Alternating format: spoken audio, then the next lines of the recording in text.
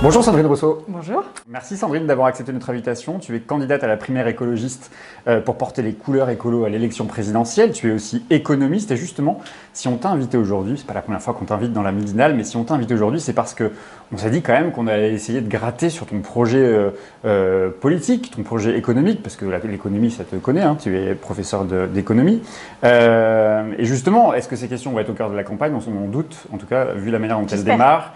On parle beaucoup d'immigration, on parle beaucoup de sécurité, mais d'abord quand même, allez, un mot justement. Comment tu expliques toi que les questions sur lesquelles on t'interroge, c'est généralement et principalement les questions féministes. On se souvient évidemment de ton combat contre les violences sexuelles, celui que tu as porté contre Denis Baupin et que tu as gagné. Mais ça veut dire quoi? Ça veut dire que quand on porte ce combat féministe, après on est catalogué, marqué, enfermé, réduit à la seule casquette féministe? Ça, pour moi, c'est un enjeu de société majeur. C'est-à-dire qu'après MeToo, l'étape suivante, c'est justement de reconnaître les femmes qui ont parlé, non pas uniquement comme des victimes, mais de les reconnaître comme compétentes sur plein d'autres domaines et finalement exactement comme on les regardait avant. Et ça, ça fait partie des discriminations que subissent les victimes de violences sexuelles, qu'elles ne soient ensuite regardées qu'au travers du prisme de ce qu'elles ont dénoncé. Et finalement, c'est un rendez-vous avec les électeurs et électrices, avec les citoyens, citoyennes, de leur dire, ben voilà, là, je me présente à vous. Oui, vous m'avez entendu dénoncer des violences sexuelles. Vous m'avez même vu pleurer de ces violences, mais par contre, aujourd'hui, je vous demande de me regarder comme une leader politique et comme quelqu'un capable d'occuper l'Élysée. Et en fait, c'est un enjeu de société tout à fait majeur, parce que le jour où on considère que les femmes ne sont pas enfermées dans un rôle de victime, eh bien, ce jour-là, on lutte réellement pour l'égalité femmes-hommes. Comment est-ce que tu articules la question féministe de la question économique, sociale, écologique ? Ça, c'est ce que j'ai compris finalement après cette affaire-là, c'est qu'il y avait quand même un lien entre tous ces domaines-là. J'ai l'habitude de parler de prédation, et de prédation primitive ou de prédation qui ont lancé la dynamique capitaliste. Dans ces prédations, il y a la prédation du corps des Noirs, dans le cadre de l'esclavage. C'est ce qu'on peut appeler une forme d'accumulation primitive, puisque ça a permis un enrichissement via le commerce triangulaire, et finalement, ça a été la première prédation. On a utilisé ces personnes comme des objets, comme des machines, et on leur a dénié le droit d'exister. La deuxième prédation, ça a été la prédation de la nature. Et là, celui qui a le plus favorisé cette prédation est Descartes, quand il dit « on est maître et possesseur de la nature ». Avant lui, et je pourrais développer, il y a eu tout un mouvement consistant à désacraliser la nature qui était sacrée pendant le Moyen-Âge. Et ce terme de maître et possesseur, ça signifie qu'on peut en faire finalement ce que l'on veut et que la nature est à notre disposition sans aucune espèce de contrainte et sans aucune espèce de règle. Et ça, c'est la deuxième prédation. Et pour la manifestation de cette prédation, la manifestation la plus évidente de cette prédation, c'est la colonisation. C'est-à-dire qu'on est allé chercher les ressources pour les avoir gratuitement dans les pays qu'on a colonisés, on a colonisé les peuples. Et puis la troisième prédation, c'est la prédation du corps des femmes. Qu'est-ce qui se passe à la fin du Moyen-Âge et à la Renaissance? Il y a cette fameuse chasse aux sorcières. Cette chasse aux sorcières, c'est un outil de discipline massif des femmes. C'est-à-dire que n'importe quelle femme qui ne dépendait pas des hommes, donc probablement des lesbiennes, probablement aussi des femmes ménopausées, vieilles, etc., eh bien ces femmes qui ne dépendaient pas des hommes, on pouvait du jour au lendemain les accuser de sorcellerie et elles se retrouvaient torturées de manière extrêmement grave et brûlées. Et en fait, quand on risque du jour au lendemain un procès en sorcellerie qui vous promet le pire quand même pour votre fin de vie, eh bien évidemment ça discipline l'ensemble du corps des femmes. Et c'est comme ça qu'on a organisé la société, et tout cela pour évidemment envoyer les ouvriers d'abord dans les manufactures, ensuite à l'usine. Quand je dis ça, je ne dis pas que les ouvriers ont été les bénéficiaires de cette affaire-là, mais je dis juste que la lutte des ouvriers, la reconnaissance des luttes sociales des ouvriers est documentée, reconnue, etc. Et que finalement ces trois autres prédations ne sont que peu documentées. Et pourtant, elles sont à l'origine de notre système. Et si aujourd'hui, on veut changer de système, il nous faut nous arrêter sur ces prédations-là aussi. Alors justement, sur le changement de système, j'avais envie de t'interroger sur la question économique. C'est quoi ton projet économique? Qu'est-ce que tu défends? On t'entend dire que tu souhaites rompre avec les logiques capitalistes. Comment tu t'y prends concrètement? Quelles mesures concrètes tu portes pour en finir avec le capitalisme? Alors, avant la mesure concrète, déjà la philosophie, dire qu'aujourd'hui, et depuis maintenant les années 80, on subit un libéralisme forcené.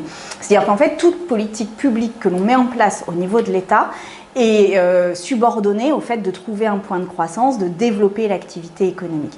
Et ce que je dis, c'est assez simple, c'est de dire que l'État est garant du bien commun.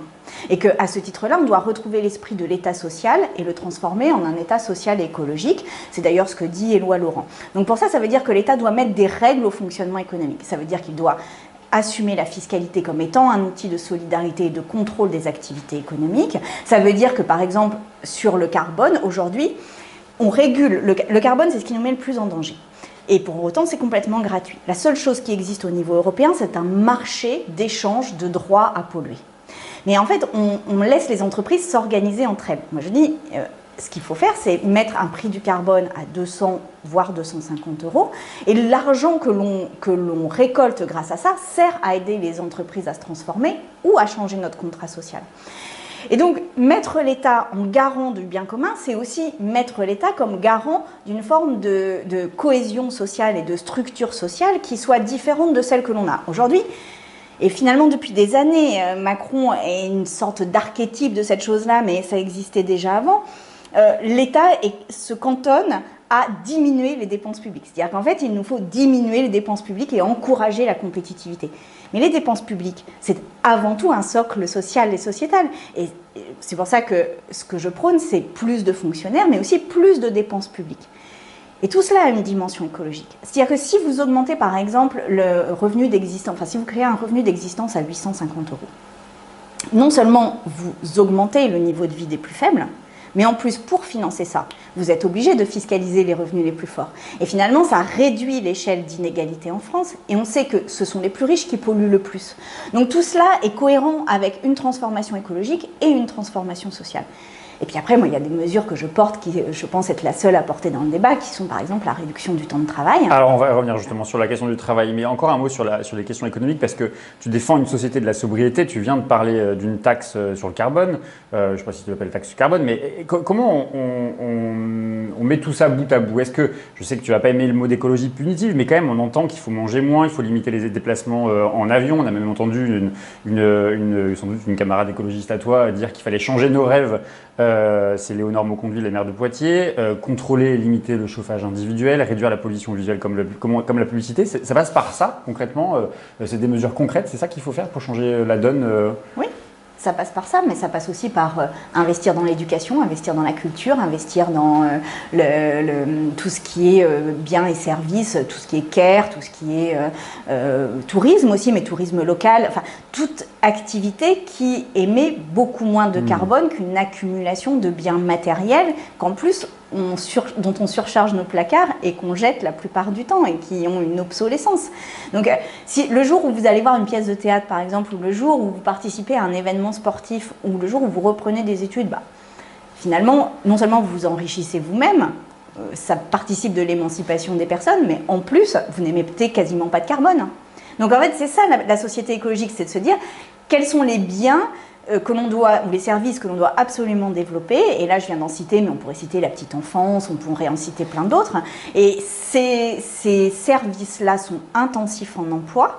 Donc ça ne veut pas dire moins d'emplois, mais par contre, ça veut dire une autre manière de vivre ensemble. Et c'est ça qui est aussi enthousiasmant, moi, je trouve, et qui est enrichissant dans cette transformation. Et ça pose une question démocratique quand même, parce que si on doit limiter des déplacements en avion, si on doit limiter le chauffage individuel et tous les exemples que j'ai cités, ça veut dire qu'on décide qu'il y a des besoins artificiels et des besoins vitaux, comme l'écrit le sociologue Razmi Kashian. Qui décide de quels sont les besoins vitaux, quels sont les besoins secondaires finalement ? Ce qui s'est passé après la Seconde Guerre mondiale, c'est ce fameux Conseil national de la résistance qui analysait la montée du nazisme en Allemagne en se disant que le moment où le nazisme a pris le pouvoir, c'est le moment où les ouvriers ont basculé vers le nationalisme. Et donc ils se sont dit, mais comment ça se fait que des personnes comme des ouvriers, notamment les ouvriers de la Ruhr en Allemagne, se sont sentis exclus de la société ou ne se sont pas sentis suffisamment, en tous les cas, intégrés à elle pour pouvoir continuer un projet collectif. Et ça, c'est assez intéressant de se reposer la question aujourd'hui, de savoir qu'est-ce qui fait qu'on se sent inclus dans la société. Et le Conseil national de la résistance avait répondu à ça en créant un ensemble de services publics, la sécurité sociale et une protection sociale. Moi, je pense qu'aujourd'hui, on doit se reposer la même question. C'est-à-dire, aujourd'hui, de quoi on a absolument besoin collectivement, et ça doit être un processus démocratique, cette décision-là. De quoi a-t-on besoin pour que, quel que soit le niveau de revenu, quel que soit l'endroit où on habite, eh bien, on se sente inclus et respecté par la société. Et profondément, ça redéfinit les services publics, ça redéfinit la protection sociale, mais ça redéfinit aussi l'accès à des ressources, par exemple, Moi, je pense que l'eau est un bien de première nécessité. Donc l'eau, probablement qu'à l'issue de ce processus démocratique, on pourrait se dire que les premiers mètres cubes sont gratuits et qu'après, par contre, si vous lavez votre voiture avec de l'eau potable, il est normal que vous payiez ça très cher. Parce qu'en fait, vous utilisez un bien commun et vous détruisez une partie de la nature. Par contre, pour se laver, pour se nourrir, eh bien, on a besoin de mètres cubes d'eau. Et pareil pour l'énergie, et pareil pour un ensemble de biens dont on a absolument besoin. Et finalement, on voit dans la crise du Covid que ce qui nous a manqué, c'est la définition d'un socle comme ça, qui nous permet de résister à n'importe quelle crise et de résister dignement à n'importe quelle crise. Finalement, c'est assez intéressant de s'interroger sur ça, de quoi on a besoin et de quoi on n'a pas besoin. Si tu es présidente de la République en 2022, tu vas hériter sans doute d'une situation économique assez instable, incertaine, voire d'une dette très importante. Qu'est-ce que tu en fais de cette dette? Tu l'annules, tu l'amplifies, tu négocies avec les partenaires européens pour peser notamment sur les prérogatives de la Banque Centrale Européenne. Qu'est-ce que tu fais? Comment tu t'y prends? Alors la dette, c'est un sujet qui est très intéressant, c'est un sujet qui est rarement abordé par l'angle politique de ça signifie quoi une dette. Déjà dire que certes le montant de la dette a augmenté en France, mais la charge de la dette a diminué. C'est-à-dire que ce qu'on rembourse par mois ou par an a diminué dans le budget de l'État. Donc aujourd'hui, il n'y a pas une urgence à rembourser cette dette en fait. Ça ne pompe pas les finances publiques beaucoup plus qu'avant le Covid, même ça le fait moins. Et puis la deuxième chose qu'il faut bien comprendre sur la dette, et ça c'est quelque chose de passionnant, en tous les cas pour moi qui suis économiste, c'est que comment on finance des dépenses publiques? On a deux manières de financer des dépenses publiques. Soit on le fait par l'impôt, et dans ces cas-là, on le fait par la solidarité et par le fait que les plus riches participent à la solidarité nationale, soit on le fait par l'endettement. Et si on le fait par l'endettement, alors ceux qui possèdent les titres de dette, c'est-à-dire ceux auprès de qui on s'endette, sont en fait les plus riches de la société. C'est-à-dire qu'en fait, on permet aux plus riches de s'enrichir de la dette et des dépenses publiques. Et donc c'est un débat en fait profondément politique que l'on doit avoir autour de cette dette. Et moi je dis que je préfère l'impôt à la dette. Parce que la dette, en fait, ne fait que renchérir les plus riches et du coup donner plus de pouvoir politique aux plus riches pour décider. Donc on n'annule pas la dette, on fait payer la dette par les plus riches. Exactement. Et par ailleurs, il y a aussi une autre question, c'est qu'aujourd'hui la dette, elle est majoritairement détenue par des actifs étrangers. Et je pense qu'on a une question européenne à se poser, de savoir qui possède la dette et comment on reste souverain dans la manière de gérer notre dette. Et pour cela, ça nécessite d'émettre des titres de dette qui soient différents de ceux qui existent actuellement et qui aient une circulation uniquement européenne, voire uniquement française. Moi, je ne suis pas pour l'annulation de la dette pour plein de raisons. La première, et sans doute la plus importante, étant que quand les pays en voie de développement, quand les pays d'Amérique latine ont été surendettés, on n'a pas autorisé l'annulation de la dette. Le jour où nous, on a une crise, on s'autoriserait l'annulation de la dette et finalement, ce serait quand même un privilège des pays occidentaux. Donc je ne suis pas pour l'annulation. Par contre, je suis pour une redéfinition de la dette et surtout le remplacement de la dette par une forme d'impôt. On parlait du travail, tu as commencé à en parler justement, et toi qui défends une société de la sobriété, cette sobriété, ça passe par travailler moins, nécessairement? Je pense. Je pense que le premier acte, c'est de travailler moins et de retrouver le sens du temps libre. De toute façon, historiquement, le temps de travail diminue. Si vous regardez historiquement, depuis le XVIIIe siècle, le XIXe siècle, disons la révolution industrielle, le temps de travail n'a cessé de diminuer. C'est l'ère du temps. Ce que l'on fait aujourd'hui, c'est que l'on diminue le temps de travail sur la vie, on ne le diminue pas sur la semaine. C'est-à-dire qu'on a par exemple en France le taux d'actifs à 55 ans le plus faible d'Europe ou parmi les plus faibles d'Europe. Parce que je crois qu'il y en a qui nous ont dépassés dans la crise du Covid, mais enfin on est dans les pires d'Europe. Et donc on gère le temps de travail par la pire des manières. C'est-à-dire qu'on laisse les gens perdre leur emploi. Et moi ce que je pense, c'est que la réduction du temps de travail, et on l'a vécu encore dans la crise du Covid, est une manière de retrouver du pouvoir sur soi, sur sa vie, sur ses loisirs, de consommer des biens qui sont peu émetteurs de carbone, comme de la culture, de l'associatif, du care, etc. Et puis, profondément, c'est une notion de partage. Et la transformation écologique, le cœur de cette transformation, c'est de passer de l'accumulation au partage. Et donc finalement, commencer par le travail, en disant on partage le travail, eh bien c'est tout à fait fondamental pour tout le projet écologiste qu'on mènera. Et donc c'est quoi? C'est 32 heures, c'est 28 heures? C'est 32 heures, c'est aussi des pauses dans sa vie professionnelle. Moi je prône par exemple qu'à 18 ans, chacun ait le droit à 5 années d'études payées au SMIC. 5 années d'études, c'est-à-dire que si on les prend en formation initiale, eh bien, on démarre, voilà. Et si on n'a pas pris cette formation initiale pour X raisons, eh bien, dans sa vie, on a le droit à 5 années. Ça veut dire que si vous êtes ouvrier dans une entreprise de métallurgie ou une entreprise qui ferme pour cause de transformation écologique, eh bien vous avez 5 années pour redéfinir complètement un métier et changer totalement de métier. Bah, finalement, c'est aussi le respect des personnes qui ont quitté l'école, c'est aussi donner une véritable deuxième chance de réussite et c'est aussi la possibilité de changer de vie et de ne pas être tributaire d'un emploi toute sa vie. Ça passe par un revenu universel ou est-ce que c'est encore autre chose? Un revenu d'existence. À quoi il ressemble le monde du travail avec toi à l'Élysée? On voit ce monde qui évolue, le monde du travail, du salarié évoluer vers une ubérisation. La crise du Covid nous entraîne à développer des modes d'emploi du temps un peu différents avec le télétravail. Est-ce qu'il faut réinventer l'emploi? Oui, il faut réinventer l'emploi, mais pas de la pire des manières et surtout pas par une ubérisation. Je pense que dans les mesures économiques libérales qui ont été prises ces dernières années, l'ubérisation est parmi les pires. C'est-à-dire que ça a ouvert des emplois à une demi-heure par semaine éventuellement même, et sans aucune protection sociale. Donc l'ubérisation, c'est vraiment le faux-nez du libéralisme, et c'est les fameux emplois, les contrats de travail à 0 heure en Angleterre, dont on se moquait beaucoup quand ils sont sortis, puis finalement qu'on applique en France pareil. Donc le monde du travail, quand je serai présidente de la République, bah, c'est déjà un monde où on ne s'use pas au travail, parce que ça aussi... On n'en a pas parlé de la pénibilité du travail, mais c'est un véritable sujet. C'est-à-dire que les personnes qui ont les travaux les plus pénibles sont les personnes qui souvent ont les salaires les plus faibles et les conditions de travail les plus précaires. Donc déjà, compenser la pénibilité du travail par des carrières, par des pauses, par des changements de poste et par des aménagements du temps de travail, c'est absolument indispensable. Et puis après, moi je pense qu'il faut retourner à un contrat de travail. Le contrat de travail, c'est un contrat de subordination. Et aujourd'hui, on n'interroge pas complètement ce que signifie cette subordination. Mais finalement, on ne donne pas son corps à son employeur. On donne juste un temps de travail, d'énergie.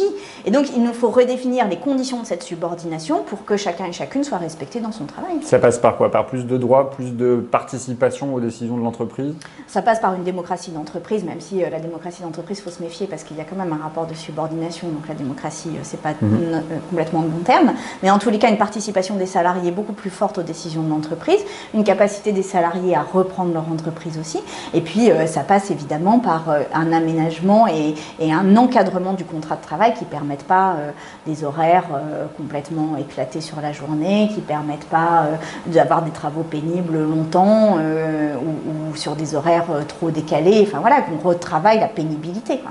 À quel âge ceux qui te regardent pourront partir à la retraite si tu es élue présidente de la République? Dans le cadre de la réduction du temps de travail, ce sera 60 ans. Après, il faut assumer aussi que les plus fortes retraites seront moins fortes. Tu as parlé de l'État tout à l'heure.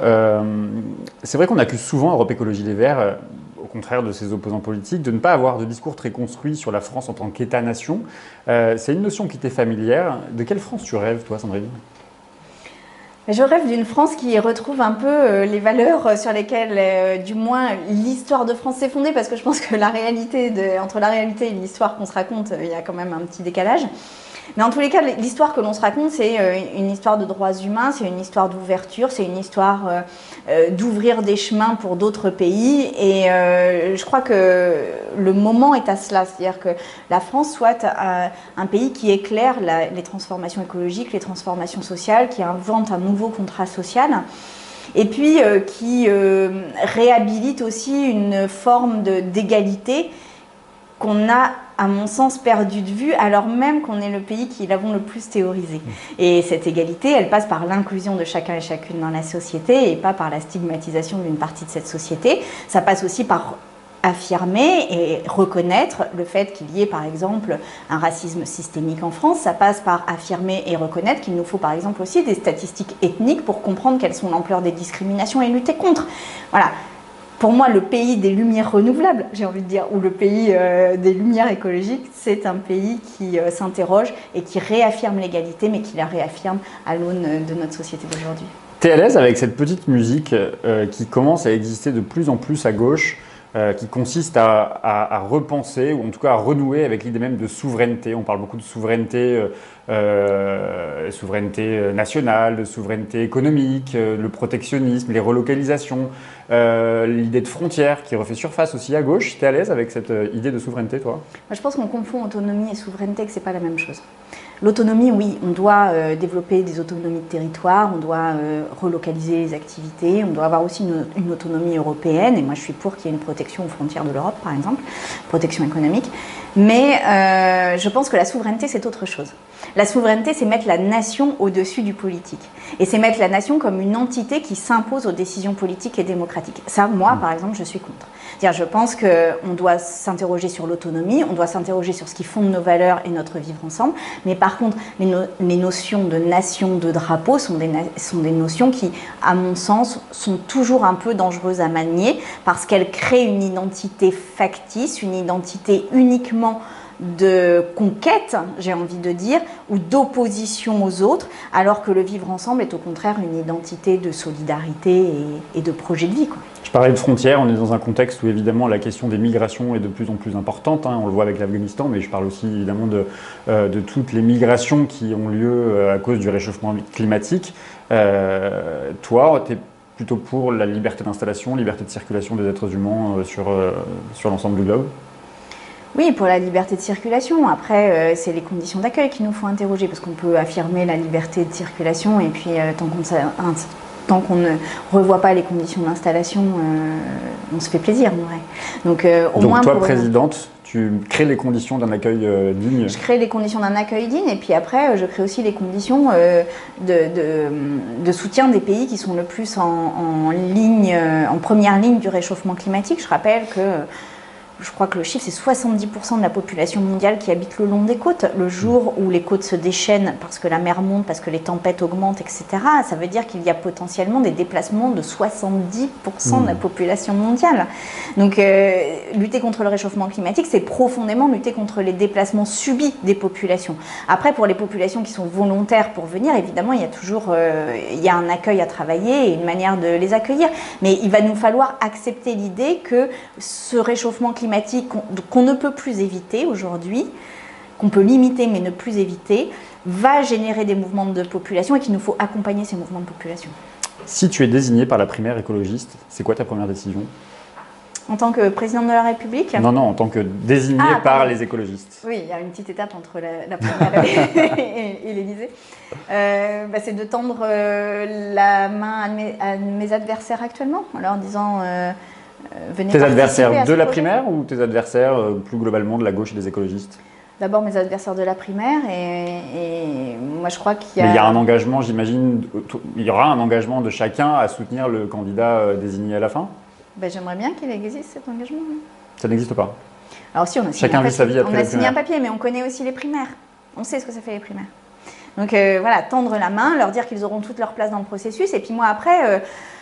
Et avant de parler, je pense, aux partenaires de gauche, il y a quand même quelque chose à faire de l'ordre de porter un discours sur des valeurs, réaffirmer nos valeurs, réaffirmer les mesures que l'on porte et après poser la question aux partenaires de gauche en leur disant, voilà, qui est prêt à sortir des pesticides et des engrais chimiques en 5 ans? Qui est prêt à le faire? Si vous êtes prêts, venez, welcome. Et on fait l'alliance et en plus ce sera une alliance enthousiaste et intéressante. Et mais toi, tu doutes que tes concurrents, par exemple, si tu étais désigné, fassent ta campagne? T'as un doute? Et inversement d'ailleurs... C'est pas que j'ai un doute, c'est que je ne les ai pas entendus l'affirmer, donc j'aimerais l'entendre. Toi tu l'affirmes, tu feras la campagne de celui ou celle qui sera désigné. Oui, je l'affirme. J'ai une dernière question, Sandrine, on te sait quand même proche de Jean-Luc Mélenchon, ou au moins de ses idées, tu discutes avec lui. Pourquoi ne pas envisager dès maintenant un ticket Rousseau-Mélenchon, toi Premier ministre, Première ministre, lui Président, ou toi Présidente, lui Premier ministre?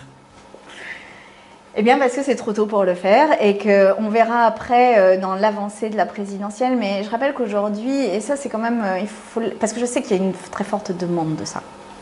Et ce qu'il faut entendre, c'est qu'aujourd'hui toute la gauche, du PS jusqu'au PC, et je ne rentrerai pas dans le débat de qui est à gauche et qui n'est pas à gauche, mais du PS jusqu'au PC, ça fait 25%.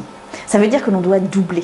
Donc la première des choses que l'on a à faire, c'est aller chercher des gens qui aujourd'hui refusent de regarder, refusent même d'écouter la politique et se disent que soit nous sommes tous pourris, soit nous défendons tous les mêmes choses, et de créer la surprise dans cette élection. Et en tous les cas, c'est ce à quoi moi je vais m'employer, créer la surprise, créer l'étonnement, créer l'adhésion du coup, et je vous promets, et je m'engage solennellement à discuter avec tous les partenaires de gauche, et évidemment Jean-Luc Mélenchon, mais step by step.